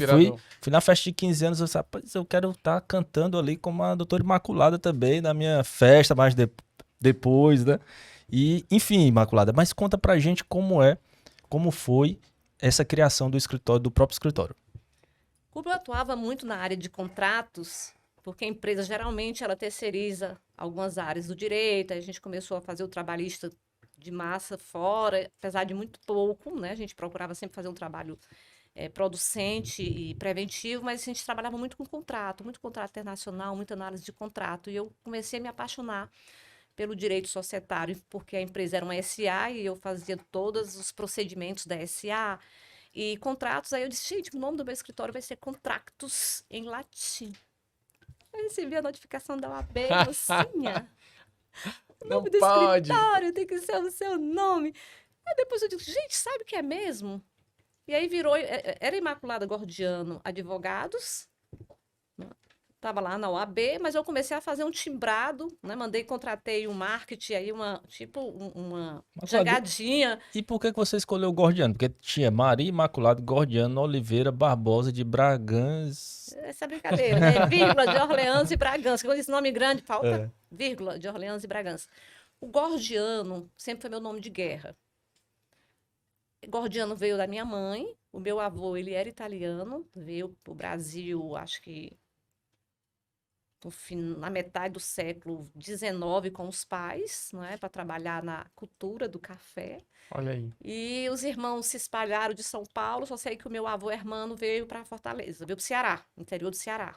Né? Tanto é que a gente tem gordianos hoje em Manaus, que era de um do irmão dele, Espírito Santo, São Paulo, eles se espalharam no Brasil todo. E a mamãe, que era a professora Olga Gordiano, a gente percebia que as Nome pessoas forte, viu? usavam. Olga Gordiano. E minha mãe realmente era uma mulher muito forte, né? E eu me espelhava muito nela. Apesar das vezes não concordar com a visão machista dela, porque a formação dela foi essa, né? Apesar, a minha foi, mas eu sempre não fui refratária a esse tipo de formação. Eu gostei sempre do gordiano. Então, na faculdade, mesmo nas escolas, eu era chamada de gordiano. Cadê a gordiano? E aí ficou o gordiano. Quando eu escolhi o nome de guerra, Imaculada Gordiano, meu pai ficou um pouco triste, porque é Barbosa. Eu disse, pai, te amo, mas Barbosa é um nome muito comum. É muito comum, não vai chamar atenção, não. Mas até hoje eu noto que meu pai também. Porque o meu Almada é da mãe também. Ele disse, mas cadê o Rui Barbosa? Você não gosta tanto dele? Eu digo, sim, mas já tem um Rui Barbosa. Eu sempre levei isso com ele na brincadeira, né? Esportiva. E hoje ele é um nome tão forte que ele já não é mais meu. E muita gente deve chamar ele de Gordiano, não é seu Gordiano, nunca chamado. Hoje a gente chama hoje a família Gordiano Barbosa. Né? Tanto é que a fundação é Olga Gordiano Barbosa. E ele é o presidente de mérito, né? Uhum. Dessa instituição que é fantástica, que dá assistência a mais de 70 idosos. Então, Vamos assim, já algo falar legal. mais sobre ela. Então, mas, assim, Imaculada, aí você gordiano falava do nome, né? Que teve um probleminha ali no começo. foi que era contratos. Aí depois eu comecei a raciocinar. Disse, gente, que é contratos? Peraí, calma, vamos trabalhar. O nome, ele é importante, não é? Então, hoje é o Imaculada Gordiano, que é um nome muito forte. Às vezes as pessoas... Ah, você quer a Imaculada Gordiano? Ah, eu pensei que fosse uma mulher muito alta, aquela mulherona, senhorona, porque o nome é muito forte, né? É verdade, é muito forte, é marcante. Então, assim, na realidade, eu comecei a usar Imaculada Gordiano, que, aliás, a OAB naquela época foi maravilhosa, ela apenas deu a dica, né? Uhum. Eu digo, sabe o que é verdade? E aí a pessoa ainda me ligou e disse, olha, é melhor, é o seu nome, você vai fortalecer seu nome e tal. Gente, eu achei fantástico. Eu não me lembro na época quem era o presidente, mas, assim, houve uma ligação, houve todo um aparato, toda uma orientação, eu adorei, né? E hoje, às vezes, eu comento, quando a gente está falando de escritório, assim, olha, a pessoa jurídica ela se torna tão forte que você já não pode fazer o que quer com ela, porque eu sei que se um dia eu desistir de ser advogada, né, e que talvez esse ciclo termine com a minha partida desse mundo material, né, para o outro mundo, para o paraíso, isso aqui vai continuar. E aí um dos sócios disse assim, o nome vai ser o mesmo. Eu tenho outros sócios hoje patrimoniais, já propus, não, é o seu nome. É o nome da senhora. É, porque é uma marca já hoje... Registrada, né? Eu acho que de escritório encabeçado por mulher é disparado, assim. Não só encabeçado por mulher, de escritório de advocacia. Se falando em escritório de advocacia, o Imaculada Gordiana é referência. Todo mundo sabe as áreas de atuação do Imaculada. Quando fala área da saúde... assessoria de indústrias, de calçados, enfim, vem logo Imaculada Gordiana na cabeça. Faz parte mesmo, assim, é uma marca consolidadíssima no estado do Ceará. E ainda são poucos os escritórios que carregam nomes femininos, né? Porque elas mesmas fazem o seguinte, às vezes eu dou algumas consultorias a colegas, gratuita, né? No LinkedIn. Você souber o quanto o LinkedIn... Aí eu vou querer, porque o cheiro tá fantástico, o aroma tá maravilhoso. Às vezes as meninas colocam fulana de tal, advogada autônoma. Eu digo, gente, para com isso. Advogada autônoma, não existe essa profissão. É uma condição que você está. Então faz o seguinte, coloca doutora fulana de tal, advocacia. Né? Substitui o autônomo por advocacia, você vai dar mais credibilidade ao que você vai comentar, ao teu objetivo com o LinkedIn, que é uma das redes sociais que assim, eu aposto muito, né? A gente faz um trabalho muito bem feito de assessoria de marketing nesse sentido. E eu sempre oriento as mulheres, elas perguntam, é incrível que a maioria do meu público que me acompanha são mulheres, são advogadas. e assim, de todas as idades, e as meninas principalmente. Vamos brindar? Vamos brindar aqui ao, Bora. Eu já tava tomando. ao café Uritu, Uritu, gente. café especiais. O aroma é delicioso. Muito bom, Rafael Salles. Parabéns, viu? Você já pode casar, Já, já. né? Então, casa. Inclusive, Eu tô- abraço aí, beijo pra Juliana. Eu só quero descobrir o que é Uritu, tá? Vou já Vamos fazer descobrir. essa pesquisa aí, produção, por favor. Entre em contato com a Uritu Cafés A Especiais. Uritu, porque assim, é importante a gente saber o que é que vem por trás desse nome, já que a gente está falando de nome, né? Mispa Segurança é uma deusa, viu? Mispa. Ah, Então fiz meu dever de casa, viu, Rafael Mispa. Salles? Mispa é uma deusa, né? Gostei, Mispa Segurança, um nome bonito. Imaculada, e como foi a sensação, o primeiro dia que você chegou lá? Estou no meu escritório de Gente, advocacia. foi indescritível. Mas foi assim, talvez depois da faculdade de Direito, da minha formação como advogada, foi a maior realização da minha vida. Uma das maiores realizações da minha vida foi eu abrir esse escritório. A gente começou numa segunda-feira. Eu, o Rafael entrou como meu sócio minoritário, mas hoje é sócio patrimonial, com uma participação bem expressiva no escritório. O Jarbas como associado, que o doutor Jarbas não quis ser sócio, eu dei a oportunidade deles serem sócios, né? A Carmen, que era bacharel em Direito, que era seletista, a secretária, e o office boy, que ainda tinha os protocolos, né? Foi um dos melhores dias da minha vida. O prazer que eu tive de me arrumar, de chegar no Imaculado Gordiano, abrir aquela porta, ver aquele escritório com toda a responsabilidade que eu sabia que eu ia trazer, porque eu sempre soube que tudo que você vai fazer, que você vai empreender, é o risco. Então, planeja. Eu digo, gente, eu não acredito.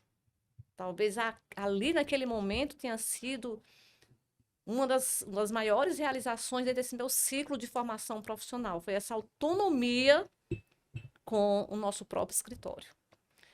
E aí, incrível, quando a gente... Teve gente que lhe acompanhou do eu departamento jurídico? levei o doutor Rafael Souza, que hoje é meu sócio, o doutor Jarbas Alves, que ele hoje milita mais como advogado de reclamantes, sindicatos, né, de reclamantes.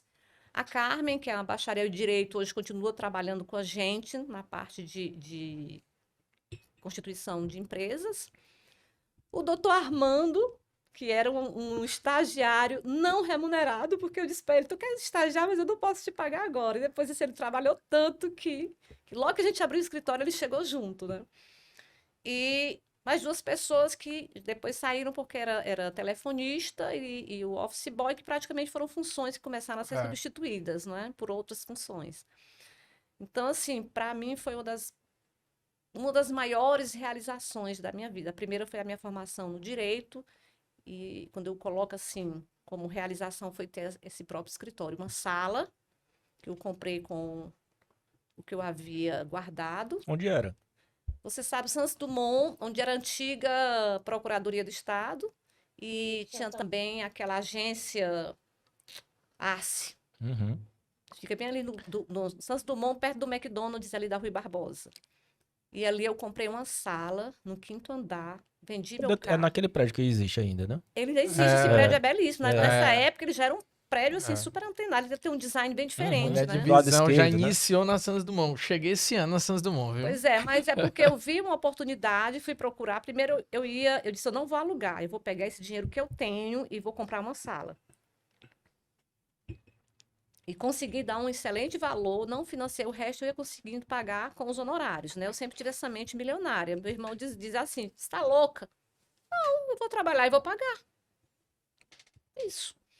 E aí, só uma salinha. Daqui a pouco, eu tive que alugar a sala vizinha, porque já não estava dando mais. Abri a porta. Aí foi quando a Arce saiu e a Procuradoria saiu, e aí o Etevaldo Nogueira começou a vender as salas nos valores bem legais. Aí eu fui e comprei 5 salas no 8º andar. Aí realmente a gente começou a tomar um corpo Dinheiro, viu, de Rafael? um médio Imagina. de escritório. Aí eu comprei financiado, viu?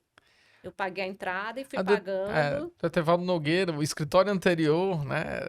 Os sócios lá são meus amigos também. E eu lembro É. que eu fui lá na inauguração no dia. Pois é. Aí depois a gente foi para uma casa, assim, a gente sempre vai, porque o legal de tudo isso é você sempre separar a tua vida financeira do teu escritório. Então, a minha conta pessoal é minha conta pessoal, a conta do escritório é do escritório. E sempre reinvestir, né? Isso é muito importante. Então, assim, foi a melhor sensação do mundo. Chegamos a informação do que é o Uritu aí, Rafael. Uritu vem do latim, significa queima. E por isso que o nome é torra, né? É uma torra, então eles utilizaram esse nome porque tem tudo a ver com a torra do café. E é o Uritu que eles vendem, essa qualidade da torra, né? É. Não é o grão, é a qualidade da É. torra. Legal. é a interessante. soma dos dois fatores. Inclusive lá, se você eu sou muito fã de café, né? Sou assim, não à toa o Uritu está aqui. E lá eles vendem o grão. O Uritu já Então- patrocinava o Rafael Salles já. Ah, é? Já, Parabéns, pior que doutor. já. Pior não, melhor, É, né? Melhor. Eu compro ele em grão e aí eu moo em casa mesmo. Tem um moedor, sobe. Esse cheiro que você sentiu aqui, você imagina você moendo ele na hora. Sobe um aroma. É todo um Nossa. ritual que Dá fica. água Mas, na boca, mas é né? interessante, Maculada, essa sua curiosidade sobre o significado da palavra, né? Quando eu comecei a conhecer a MISPA, foi algo que me despertou a curiosidade. Por exemplo, eu morava muito tempo ali na rua Dom Expedito Lopes. Sim. Eu tinha curiosidade de saber quem era o tal do Dom Dom Expedito Expedito Lopes, Lopes. né? Que ele, não sei se você sabe a história dele, mas ele era um pároco, né? Depois virou um bispo. E ele foi assassinado por outro padre que estava sendo acusado lá de pedofilia. Ele foi lá fazer tipo uma corregedoria Uhum. e o padre assassinou ele. E eu tinha essa curiosidade de saber. Inclusive, tem um livro muito interessante do Rogaciano Leite, que é Meu Nome. Também é nome de rua, né? Que também é nome do É. historiador Rogaciano Leite, É. que ele fala de todas as ruas, ou de todas não, né? Das ruas A mais época, famosas, né? De Fortaleza. Então ele diz quem era, por exemplo, Barão de Sturdat, quem era Antônio Salles, Bárbara de quem era Alencar. Bárbara de Alencar, Que acho fantástico esse ali os nome. abolicionistas, né? Maria Aham. Tomásia, Marcos Macedo, Ana Nery. Nery e tal. E você vai Júlio encontrando, César. na cidade de Se Fortaleza cruzam ali, a Júlio isso, César com a Ana Nery. todo um sentido, né? Quem era Tenente Benévolo, quem era isso, quem era aquilo. Eu sempre Padre tenho, Antônio Tomás era meu conterrâneo, lá de Acaraú. eu sempre tenho curiosidade. Por exemplo, pouca gente sabe, mas vocês sabem de onde é o Barão de Sturdat? Por que o Barão? Não. Não. É um título que ele comprou do Vaticano. Título Ah. de Barão, lá no Vaticano, Barão de Sturdat. Então, momento cultural aqui. Eu acho que a gente podia fazer essa pesquisa, hein? Todo o programa trazer o nome de uma rua, É, porque interessante. é legal conhecer essa história. Ou de um produto local, porque É, esse nome, também. porque assim, o Uritu, quando eu vi o nome, eu digo, nunca vi esse nome, deve ter algum significado forte. E casou, quem escolheu bem. O Gustavo, abraço, Gustavo, Virlane. Então, Imaculada, estamos aqui na advocacia própria, seu escritório. Mas agora eu vou aproveitar para dizer para quem está nos assistindo do empreendedorismo de Imaculada Gordiano. Eu listei aqui alguns empreendimentos, Alguns tá? business. Escritório, que a gente já falou, Imaculada Gordiano Sociedade de Advogados. Empresa de treinamentos, a Invest, né? É EG Treinamento. EG Treinamento, a Invest já é outra, tá? É. O Hub Jurídico SFBG. A Invest, que é uma empresa para compra e venda de empresas, presta consultoria, não é isso, Imaculada? Me perdoe a pronúncia aqui. Julie Marie. Pronto, Rafael Salles me assessorou. Excuse-moi, je ne parle pas français. Voulez-vous, só você falar voulez-vous, coucher avec moi. Chantei, Rafael. Mas eu quero estudar, eu vou aprender. Vou colocar aqui. Espásio Gordiano, que é um local de festas em Trairi. Eu não conheço ainda, mas estou doido para conhecer esse Espásio Gordiano. Espásio Gordiano. E o Instituto, não é uma empresa, mas também é um empreendimento.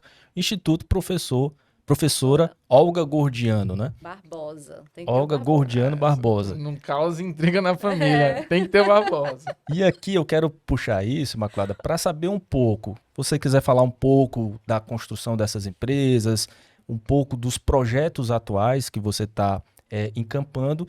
E mais do que isso, a minha curiosidade é como é a rotina de Imaculada para administrar o tempo e conciliar a advocacia com esses empreendimentos. O segredo está na liderança. Hoje você não faz mais nada só. Então, para tudo você precisa ter parceiros, sejam sócios, sejam empregados, seletistas ou não, são pessoas que devem caminhar juntamente com você. Então, por exemplo, hoje eu tenho uma parceira na Jolie Marie, que além de ser design é minha parceira, mas é uma atividade dois que eu adoro, porque eu gosto de moda, gosto de estilos, né? Imaculada é sinônimo de fashion, sinônimo Obrigada, de modernidade, obrigada. de elegância. Muito obrigada, mas eu sempre gostei muito. E o espaço, na realidade, foi um espaço que eu tinha e eu percebi que no Trairi não tinha um espaço para festa, nem para eventos institucionais. Só uma curiosidade. Imaculada também chega a desenhar alguma roupa ou não? Não, eu pesquiso, né? As tendências. Tendências, Interessante. cores, tecidos, né? Porque realmente hoje ninguém inventa nada. Hoje todo mundo tem o mesmo Tem que local se de inspirar, pesquisa, claro. né? E a, a, a Jolie Marie nasceu lá dentro do espaço de Gordiano, porque as noivas chegavam para marcar a festa e perguntavam se o vestido. Eu digo, opa, vou botar vestido aqui. Com o Instagram, as meninas de Fortaleza começaram a perguntar. Eu digo, vou levar para Fortaleza. Então eu trouxe do Trairi para cá. Então, A a Julie Jolie Marie Marie começou no Trairi. começou no Ah, olha Trairi aí. e veio para cá por causa das redes sociais. Como a gente tá falando de nome, esse nome, Julie Marie.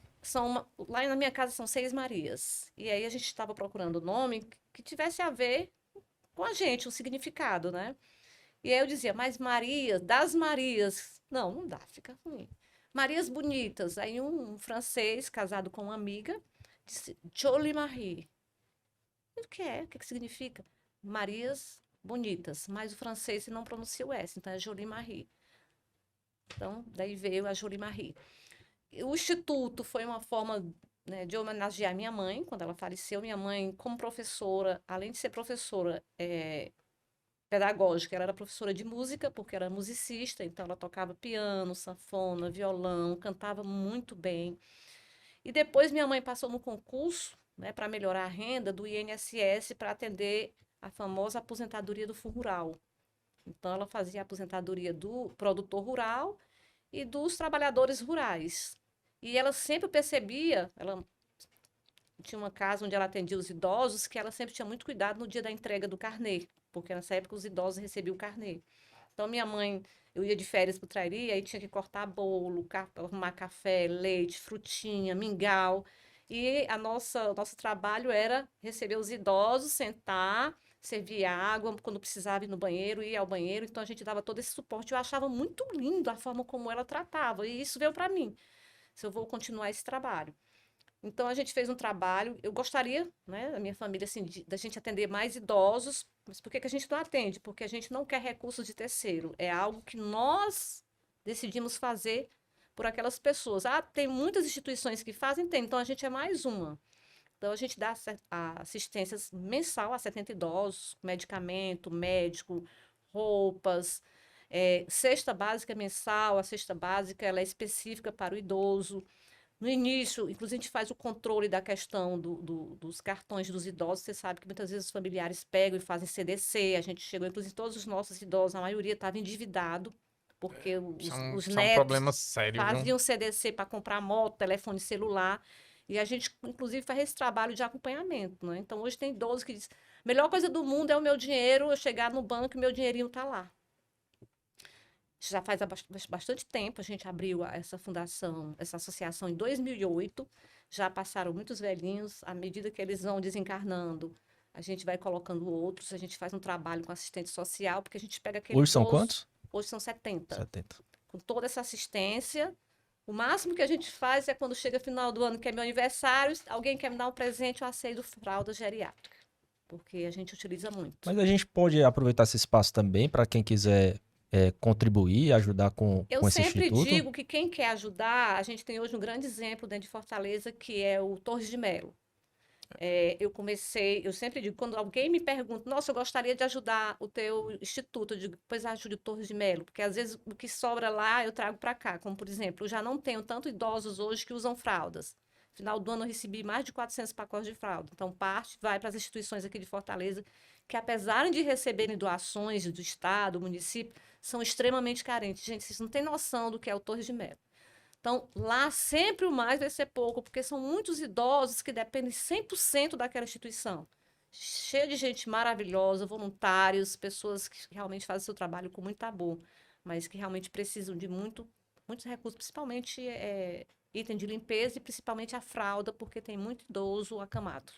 Rafael Salles, isso aqui não foi combinado, saiu agora, mas eu acho que a gente pode deixar aí um arroba do Torres de Melo, nem sei se Isso, tem um QR Code. tem. Você que se sensibilizou e de alguma forma entende que é uma causa que você pode ajudar, fica aí a É. participação. E lá, inclusive, é aberto para visitas, né? Eu Sim, já estive algumas vezes no Torres de Melo, realmente é um trabalho muito sério, um trabalho muito bem seríssimo. feito. Nossa, Os idosos têm uma qualidade de vida, são muito bem cuidados. Lembrei até são. de outro instituto que eu já fui algumas vezes também, que é o Instituto dos Pobres lá de Maranguape, que também cuida, é um lar de idosos. Também é bem legal. De vez em quando a gente vai lá fazer um Lá forró. no Torres de Melo, o fato de você ir fazer uma visita e conversar com os idosos, você está fazendo É, muito, que eles têm muita necessidade de é, conversar com outras pessoas. exatamente. Imaculada, tem uma curiosidade aqui que a gente sempre pergunta, que são as 3 decisões, se você puder colocar, três decisões difíceis que você teve que tomar e que de alguma forma mudaram o rumo, mudaram a trajetória da sua vida e te impulsionaram para melhor. O que é que você pode compartilhar com a gente? Duas delas eu já falei. A primeira foi sair do emprego, né, de um dinheiro que eu precisava, porque não era só porque eu queria trabalhar, realmente eu necessitava dessa renda, e ir para um cinturão muito apertado, às vezes faltando, tanto é que às vezes eu ajudava os colegas no trabalho em troca de um prato de sopa lá na Unifor, que tinha um caldo maravilhoso. Eu disse, não, eu te ajudo, mas tu paga merenda para mim? É jovem, eu tinha um colega que ele dizia assim, vai me ajudar? Eu disse, não, tu quer que eu faça todinho, aí tem que ser merenda o mês todinho. Eu já vendi pesca das provas, viu, de matemática. Não, Que pesca eu não isso? fazia, mas eu ajudava nos trabalhos de pesquisa, porque às vezes não tinha, né? A pessoa ia fazer a faculdade porque o pai queria. Então eram poucos que realmente iam por vocação. Então foi sair do emprego de carteira assinada para ser estagiária. Depois eu tive que, realmente, quando eu fui colocar o escritório também, eu tive que sopesar muito, porque eu já tinha uma remuneração bem interessante como superintendente jurídica. E alguns benefícios, como plano médico, carro à disposição, uma remuneração bem interessante, Numa grande empresa, numa estável. grande empresa, estável, vivia viajando o tempo todo a São Paulo, Brasília, Manaus, então era.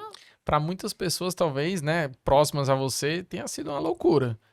É, Ela tá ficando a- louca. algumas pessoas comentaram, mas quando eu cheguei para a empresa e vendi que para ela teria o mesmo trabalho, né? E assim, lógico, você vai empreender, você vai para o risco. Então, isso foi um momento assim que realmente balançou um pouco do ponto de vista financeiro, até porque eu tinha duas filhas menores à época, quando eu saí, uma tinha, eu acho que 6 e a outra 4 anos, eram bem crianças, né? E eu tinha me recém-separado, me divorciado, e eu sempre fui aquela mulher que eu não ia atrás, apesar de ser um direito indisponível, mas eu não ia ficar atrás de ninguém para estar pagando. Eu digo, na minha cabeça, quem pariu, Mateus, que balance. Isso sempre foi muito claro. E houve esse momento que realmente deu um friozinho na barriga, mas eu enfrentei, porque depois a sensação de abrir o escritório foi fantástica, gente. Eu tô até me arrepiando aqui. Como é até hoje, o melhor, segunda-feira para mim, tanto é que eu Eu boto vi hoje. segundou. Gente, segunda-feira é maravilhoso você começar a Ah, semana. Aí. Eu começo a semana, falo com todos os advogados, coloco a mensagem para a semana, passo entre os sócios, entre os coordenadores, é o dia que eu me comunico com todos eles, não é? Porque tem dia que não dá tempo, mas é o dia que eu começo a semana mesmo. E o outro momento foi quando eu fui abrir o capital do escritório. Porque quando eu abri o capital do escritório, ele já era um escritório que já tinha um bem. Eu ia te perguntar isso. Emenda, falando, para que o pessoal tenha noção do que é o Imaculada Gordiano Sociedade de Advogados atualmente. como ele se organiza, se Como, estrutura. Isso. Isso é... quantos advogados, quantos processos você gerenciam, para o pessoal ter a noção do que é esse grande escritório aqui de Fortaleza. Nós somos hoje 8 sócios. Todos os sócios advieram, né, nessa formatação de quadro societário por abertura do capital social. Foi feita a avaliação do escritório baseado em faturamento, naquele modelo americano do EBITDA, né? Uhum. E eu chamei as pessoas que eu queria ter como sócia, porque nessa hora, né, o Affectio Societatis tem que contar, e é toda uma avaliação que você faz. E com isso a gente foi crescendo, quando eu fui trazendo e buscando lideranças e dividindo responsabilidades. Isso diminuiu um pouco o peso, né, da estrutura em cima dos meus ombros, e inclusive possibilitou eu ter outros empreendimentos onde eu pudesse trabalhar também com outras pessoas. Então, somos 8 sócios de capital, tá? Realmente patrimoniais. Nós somos 45 sócios de serviço, que é o que é baseado na legislação da OAB. Ah, por que que eu não tenho associado? Porque quando você entra no escritório, eu não tenho estagiário, eu tenho advogados em formação. Então, se realmente ele quer ser advogado, ali é um excelente local para ele se desenvolver como profissional. Terminou a OAB, já entra como um advogado júnior. A gente tem toda essa cultura, essa estrutura da formação do profissional. Como advogado júnior, você vai percebendo, né, dentro de uma avaliação de desempenho, o crescimento dele como profissional, como pessoa também, porque isso é muito importante. Né? Porque às vezes eu digo, gente, tu receber 7 mil, 10 mil, às vezes para você tá ótimo, para mim não tá. Eu quero que você ganhe mais. Por quê? Porque se você se acostumar a ganhar 5, 7 mil, 10 mil por mês, você cria uma zona de conforto que para o escritório, né, que é um escritório de DNA empreendedor, não é legal. Eu quero que você ganhe mais. Né?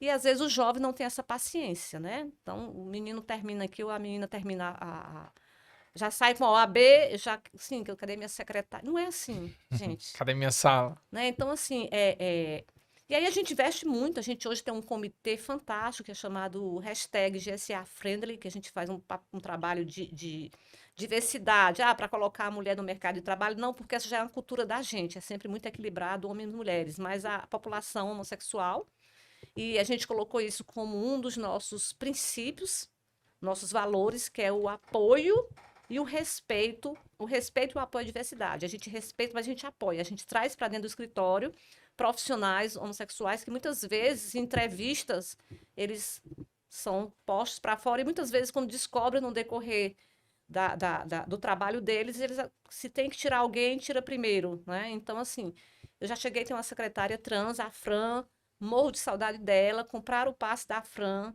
A Fran, ela é uma trans que realmente ela conquistou todos os nossos clientes, mas assim, a Fran era de uma intelectualidade ímpar, tanto é que ela foi chamada para um instituto que faz um trabalho exatamente de apoio às mulheres trans. Então, assim, portas abertas, mas com muita responsabilidade. Então, nesse comitê a gente tem muita palestra, muita formação. A gente trabalha com a doutora Cintia Barcelos, que hoje é expoente do direito de família na área do direito homoafetivo. Então, não é algo para fazer bonitinho e ter lá um arco-íris, não. É algo realmente real e de fortalecimento do profissional da advocacia dentro do nosso escritório. De dentro para fora, né? De dentro para fora. O que eu sinto, olhando de fora, acompanhando mesmo as redes sociais, eu conheço muita gente que trabalha lá no Imaculada, e o que eu sinto é exatamente a personificação disso que a Imaculada está falando. Que faz parte da cultura da empresa, mas não é só para pintar de empresa bonitinha nas redes sociais, não. Realmente existe uma cultura voltada para isso, é muito forte. Eu acho que mensalmente, às vezes talvez até, dependendo do mês, semanalmente tem formação interna voltada para isso. Nós temos o Imaculada Talk, que ele acontece de 15 em 15 dias, sempre com um tema, mas a gente tem os treinamentos. Então, a gente treina, a gente faz formação em relacionamento interpessoal, a gente faz também em comunicação. Às vezes o advogado sabe o que vai falar, mas às vezes tem dificuldade de se expressar, de falar em público, então a gente treina. A gente faz um trabalho voltado para o controle do estresse, a gente faz trabalho voltado para a liderança, para a formação de gestores, de coordenadores. Então, sempre a gente procura fazer outras formações que não sejam só na área jurídica, mas também o próprio escritório incentiva e dá bolsa aos profissionais que a gente acredita que poderá um dia ser um sócio patrimonial, investindo em curso de inglês, investindo em pós-graduação, e para os sócios já mestrado. Então, a gente tem todo esse trabalho de cultura, de melhoria, não só da pessoa advogado, mas da pessoa quanto pessoa, né? Na sua formação de cidadã ou de cidadão. Então você já teve uma noção aí do que é a estrutura de Imaculada Gordiano. Rafael sempre faz uma pergunta um pouco profunda que ele vai fazer aqui, e enquanto você reflete a resposta, eu vou fazer outra. Faça a sua pergunta, Mas Rafael ainda vou fazer outra, que é uma curiosidade bem rapidinha. O Ceará ficou pequeno para Imaculada Gordiano? Não. O Ceará sempre vai ser grande para o Imaculado Gordiano. Primeiro que ele é do Ceará. Tá? Na realidade, foi a necessidade dos clientes em serem atendidos fora do estado do Ceará pela qualidade da entrega no Ceará. Então, eles quiseram essa mesma entrega em outros estados. Então, nos levaram. E esse nosso hub, ou essa plataforma jurídica em São Paulo, foi exatamente para a gente ter esses braços em outros estados e fazer parceria com outros escritórios em áreas que a gente não era tão forte, como, por exemplo, a gente está com o Fábio Forte, que é um especialista em reestruturação de empresa e em recuperação judicial de forma estratégica. Então, assim, isso é fantástico. A gente tem o doutor Leandro Barata, que o cara é fantástico no TST. E a gente sabe que a gente precisa realmente fazer um trabalho fantástico. Uma coisa é eu fazer uma audiência, outra coisa é eu fazer uma sustentação no tribunal, né? Um trabalho de argumentação. Outra coisa é eu trabalhar um recurso ou um agravo dentro do TST. Sim. Tá? Então, eu trouxe essa pessoa, né? Aliás, a gente acabou se encontrando numa rede de escritórios. E eu tenho o Saraiva, que ele foi delegado da Receita Federal durante muitos anos, se aposentou e ele hoje consegue ver os processos administrativos tributários de uma forma diferenciada. Então, sempre foi muito estratégico. O Ceará não ficou pequeno, pelo contrário. Os nossos clientes que vieram de outro estado quiseram levar para os seus estados o Imaculado Gordiano e a gente aceitou o convite e foi de muito bom grado. Tanto é que hoje eu reclamo muito que eu tenho muito OAB e que eu pago muito Eu OAB. vi, Verdade. eu vi umas 3 OAB lá quando eu puxei Porque hoje, viu? 60% do que a gente paga o OAB vai para a OAB Federal. Então, eu estou pagando muito a OAB Federal, né? Isso é uma das coisas que eu até tenho comentado, que podia acabar com essa história de inscrição suplementar. Tá? Pronto. Tá Não tudo vejo tão necessidade. globalizado já, né? Gente, que é isso? Sou Eu só posso advogado ter em qualquer 5 canto. processos, aí eu tenho que ter Ah. o OAB em São Paulo, tenho que ter o OAB em Rio Grande do Sul. Já vou agora tirar o OAB no Paraná. Eu acho que é um o AB ponto pra ser da revisto. Imaculada é 8.000 e alguma coisa, e a de 8667. E a de São Paulo já é 42 mil e... É, Não, 42 não. É, São Paulo deve São ser Paulo. 400 e tanto. Não, Não, é é porque porque é eu pego o número suplementar. daqui. Ah, é tá. 412.521. É isso que eu ia dizer, 412 mil. É, então olhei errado. É. Rafael, pergunta- essa tua pergunta ficou ótima, viu? Vai dar um corte aqui que eu já pensei sensacional, viu? Ceará ficou pequeno? Não. Ficou grande. Deixa eu fazer outra pergunta então, aí passa pra ti. Certo. Ceará cresceu muito. Uma pergunta que a gente tem feito é o seguinte: se você tivesse a oportunidade de conversar durante 1 hora com uma pessoa que lhe inspire, lhe admire, que você admire, que você de repente já pegou os pensamentos dessa pessoa e aplicou na sua carreira, ou quer às vezes chegar onde essa pessoa chegou, apesar de que eu sei que a Imaculada já chegou em vários lugares, essa pessoa pode estar viva ou morta, ser uma pessoa que de alguma forma lhe inspirou, brasileiro ou não, fale português ou não, enfim, de qualquer lugar do mundo, de qualquer... Que pessoa imaculada gostaria de conversar e por quê? Na minha área do direito, a Ângela Calmon, Ângela Calmon. né, pelo conhecimento, pela a maturidade quanto mulher, né? O Milor Fernandes, gosto muito de ler alguns artigos e principalmente frases do Milor Fernandes, né? Inclusive tem uma que eu acho super engraçada. O Fernandes é maranhense, né? Quem chora, quem tem lenço se despede melhor. Eu acho isso fantástico, essas tiradas dele. E que você vê, ele falava coisas na década de 70, que eu era criança, e que hoje são coisas extremamente reais, né?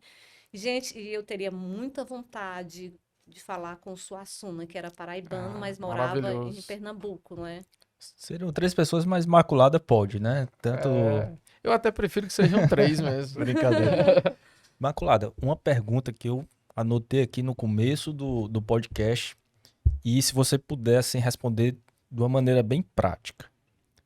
Dicas sobre planejamento financeiro para o advogado, para a advogada. Vi aqui que você construiu vários empreendimentos, patrimônio, logicamente. Qual a dica prática financeira, inteligência financeira para o advogado e advogada? Você usou a palavra mágica planejar, tá? Planejar de cabeça não funciona. Você tem que realmente anotar, seja hoje no computador, no iPad. Eu gosto mesmo de anotar, porque quando você escreve, né, os psicopedagogos dizem que você internaliza mais e cria um compromisso com você mesmo. Então, você está no começo de carreira, tá? Aí você vai definir, bem, eu quero morar só quando? Dá quanto tempo eu morar com meus pais? Então, o que é que eu vou usar para minhas despesas pessoais? O que é que eu vou guardar? Então, sempre você ter essa cultura, não que você tenha que botar numa poupança, mas qualquer outro tipo de investimento e procurar um investimento seguro. Quando você começa a ter um escritório, é separar a conta. Uma coisa é a tua conta pessoal, outra coisa é a conta do escritório. Você não pode ter um cartão de crédito onde você faça despesas para o escritório e despesas de supermercado para a tua casa. Isso não existe. Porque aí você começa a confundir o que é pessoa física e o que é pessoa jurídica. Quando você faz essa separação, lá no pessoa física, o que é que eu vou investir na minha educação, o que é que eu vou investir na minha profissão, o que é que eu vou investir no meu lazer, porque até o lazer tem que ser planejado. Então, eu já ano passado eu já decidi as viagens que eu iria fazer esse ano. Ah, tem feriado que eu vou ficar? Vou. Eu não tenho o quê todo tempo, toda hora, porque eu tenho planejamentos. Então, assim, é planejar mesmo. Sempre ter uma reserva de segurança. O que é essa reserva de segurança? Gente, é algo que acontece e que você vai ter que precisa ter aquele dinheiro para poder pagar algo ou comprar algo. Ah, isso acontece? Acontece. Então, é planejar mesmo, gente. É realmente definir e começar a ter controle da tua vida pessoal. Né, os gastos com cartão de crédito. Hoje eu estava ouvindo uma advogada conversando comigo que está tentando que ela e o marido comprem uma casa própria. Não, porque eu não quero assumir. Gente, não tem que pagar aluguel todo mês? Então, se você paga aluguel, por que você não pode pagar uma prestação da casa própria? E aí ela comentou que disse para ele, mas a gente nunca tem dinheiro, mas todo final de semana a gente gasta 500, 600 reais. Faz a conta. Uhum. Então, essa necessidade de ter que sair, cada vez que você sai, Imediatismo. imediatismo da festa, da bebida, do drink, da comidinha, Então, assim, planeje os seus passos. Até para se divertir, a gente precisa de planejamento. Se você quer um dia, né, ter o teu próprio negócio, a tua casa, os teus investimentos e ter dinheiro para você não se preocupar com ele, porque assim, eu quero ser rica. Não. Eu sempre disse, dinheiro é bom para a gente não se preocupar com ele. Mas eu não quero estar em capa de Forbes, isso não nos interessa. Então, é planejar mesmo. E aí, se você entrar nas redes sociais, tem tanta gente ensinando como planejar, desde o planejamento doméstico, que tem pouca gente que planeja, até o planejamento mesmo do teu negócio, né? Ele tem que começar com um tempo de payback. Eu vou investir tanto, mas em tantos meses ou tantos anos ele tem que começar a empatar. Se ele não começa a empatar, alguma coisa está errada, porque senão eu vou ter que ficar alimentando algo que nunca vai dar retorno. Né? Então, todos esses investimentos são feitos com planejamento. Dicas práticas. Nós estamos aqui já finalizando, Imaculada, mas eu quero saber o que é sucesso para a Imaculada Gordiano. Sucesso é uma palavra muito genérica e o sucesso é muita questão de como você está emocionalmente. Porque muitas vezes a gente coloca o sucesso como algo que alguém alcançou e eu também quero alcançar. Então, sucesso é você sempre estar superando as suas metas. O normal é que você atinja. Superar é o sucesso. Rapaz, Perfeito, tá viu? cheio de tirada aqui. Olha, eu viu? anotei muita, Anotei assim, também. esse papo foi muito engrandecedor, como sempre é o contato com a Imaculada, ela sabe Planejar disso. de cabeça não funciona. Não. Algumas coisas que ela falou aqui, o segredo está na liderança, não estudava para OAB, estudava para advogar, não tem um estagiário, tem um advogado em formação, e o Ceará sempre será grande para a Imaculada Gordiano. Sempre. Eu Algo- amo o meu estado, gente. Frases que eu aproveitei aqui. Minha amiga Imaculada, mais uma vez agradeço demais a presença. Imaculada, eu fiz o convite, como da outra vez, ela não perguntou muito o que era, disse que estava junto, que podia contar. Isso é uma felicidade muito grande para mim, porque é uma amizade na advocacia, que nasceu da advocacia, que nasceu Foi. do olho no olho, que nasceu, Na OAB. inclusive na OAB, né? A OAB OAB. só me deu coisas boas, graças a E eu Deus. Rafael Salles também eu é tenho um tanta deles. saudade daquela nossa comissão, sabia? Pois é. Gente, que trabalho maravilhoso. Minha amiga, muito obrigado. Se você quiser deixar uma mensagem final aí para o nosso público, fica à vontade. Assim, voltando à história do sucesso, quando você realmente foca, quando você realmente sabe o que você quer, você vai superar qualquer barreira que seja. Elas sempre vão vir? Vão. Às vezes são até barreiras internas, são barreiras emocionais. Então, joga no papel o que você quer, cria uma visão de futuro, veja que barreiras você tem que superar e sempre essa visão de futuro, 80% dela tem que depender de você. do teu envolvimento com conhecimento intelectual e conhecimento emocional. Esse é o suficiente, principalmente esse equilíbrio. Senhoras e senhores, essa foi Imaculada Imaculada Gordiana. Muito Meus obrigada. amigos, mais uma vez, obrigado você que esteve até aqui. Quem quiser seguir e acompanhar Imaculada Gordiano, o que é que você indica aí? Qual a rede social que você indica para Nós quem quiser temos, saber um pouco mais? o meu é Maria Imaculada, porque o Imaculada Gordiano é o escritório. Eu perdi meu nome, eu costumo Perdeu. dizer, né? Então, quem quiser acompanhar é Maria Imaculada Gordiano.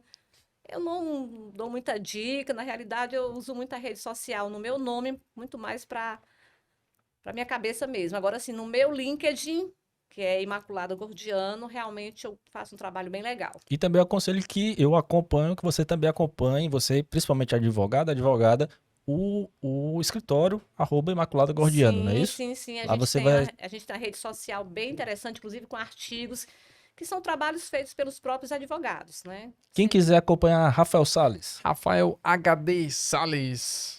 E quem quiser acompanhar a Franca Almada, @Franco Almada Azevedo e Amigos de Lei, @Amigos de Lei, tá? Mais uma vez, obrigado pela audiência. Deixa aqui o seu curtir, tem que divulgue, comentar. O que é que vocês acharam desse episódio com a Imaculada? Comenta lá. E Divulgue. marca a Imaculada. divulgue para aquele seu amigo advogado, para aquela sua amiga advogada e também quem não é advogado. É um bate-papo descomplicado, despretensioso, mas com muita informação. Muito obrigado. Agradecer mais uma vez nossos apoiadores. Uritu Cafés e Mispa Segurança. Mispa Segurança. Muito obrigado e até a próxima. Legal. Até a Até próxima. mais. Abraços.